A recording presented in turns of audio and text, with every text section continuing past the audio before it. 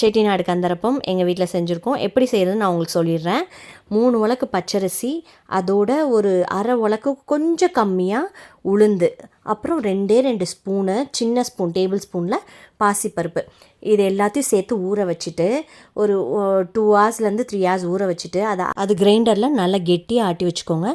அதை நல்லா அரைச்ச பிறகு கடைசியாக நமக்கு தேவையான மண்டை வெல்லத்தை அதை உடச்சி வச்சுக்கோங்க. அதையும் கிரைண்டரில் ஆடிட்டு மாவோடு சேர்த்துருங்க. அதோட 2 ஏலக்காவும் சேர்த்துருங்க. இந்த வெல்லம் சேர்த்தோன்னே மாவு கொஞ்சம் இலகி கொடுக்கும்.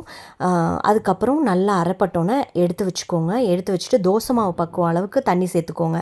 தண்ணி சேர்த்துட்டு நீங்கள் நல்லா எண்ணெய் காயவும் ஊற்றி எடுக்க வேண்டியதான். எப்படி ஊற்றி எடுக்கணும்னா, சைடில் கிறிஸ்பியாக பாருங்கள், சைடில் கிறிஸ்பியாக வளைவாக வந்திருக்கணும், சென்டரில் சாஃப்டாக இருக்கணும். பார்க்க பூ மாதிரி ஊற்றணும்னு சொல்லுவாங்க. பாருங்கள், சைட்லலாம் பூ மாதிரி இருக்கா, சூப்பராக இருக்கும். செஞ்சு பார்த்துட்டு சொல்லுங்கள்.